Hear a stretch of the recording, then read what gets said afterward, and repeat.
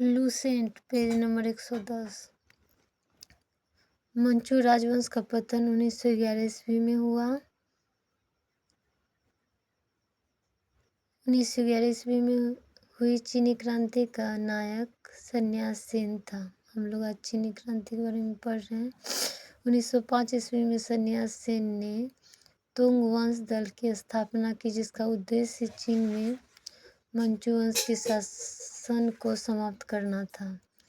क्रांतिकारियों ने 29 दिसंबर 1911 ईस्वी में सन्यास सेन को अपनी सरकार का अध्यक्ष चुना।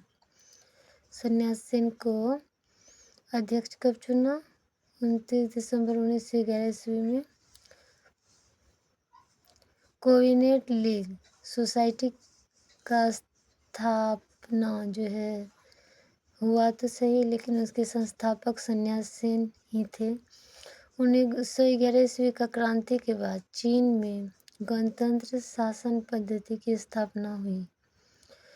युआन और काई के समर्थन में सन्यास सेन ने अपनी नेतृत्व वापस ले लिया। 1912 ईस्वी में सन्यास सेन ने कुओमिन्तांग पार्टी की स्थापना की। इस पार्टी के पुनर्गठन के लिए सेन ने माइकेल विरोदिन को आमंत्रित किया। डॉक्टर सन्यास सेन ने अपनी सेना के गठन के लिए जनरल गैलेन को चुना। डॉक्टर सन्यास सेन के 3 सिद्धांत थे: राष्ट्रवाद, लोकतंत्रवाद और सामाजिक न्याय। डॉक्टर सन्यास सेन को चीन का राष्ट्रपिता कहा जाता है। डॉक्टर सन्यास सेन की मृत्यु 1925 ईस्वी में हो गई। डॉक्टर सन्यास सेन की मृत्यु के बाद व्यांग काई शेक ने 1926 में कुओमिन्तांग पार्टी का नेतृत्व संभाला। 1927 ईस्वी में कुओमिन्तांग पार्टी से साम्यवादी लोग अलग हुए। चीन में गृह युद्ध 1928 ईस्वी में शुरू हुआ। 1925 को हुनान के विशाल किसान आंदोलन का नेतृत्व माओ से तुंग ने किया। माओ से तुंग का जन्म 1893 ईस्वी में हुनान में हुआ था।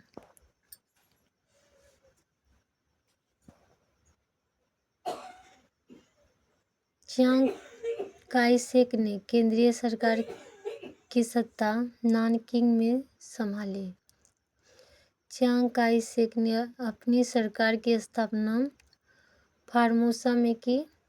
साम्यवादियों के दमन के लिए चियांग काई शेक ने ब्लू शर्ट आतंकवादी दल का गठन किया।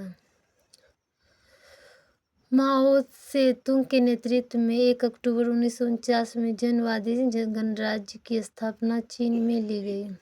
चीनी साम्यवादी गणतंत्र का प्रथम अध्यक्ष माओ से तुंग था। चीनी जनवादी गणतंत्र का प्रथम प्रधानमंत्री चाओ एन लाई था। चीन के जनवादी गणराज्य की राजधानी हुनान था। खुले द्वार की नीति चीन में अपनाई गई थी।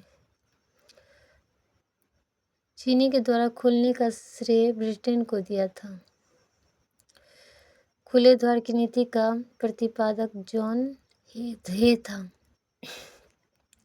चीन एशिया का मरीज के नाम से जाना जाता है। चीन की कम्युनिस्ट पार्टी की स्थापना 1921 में हुई।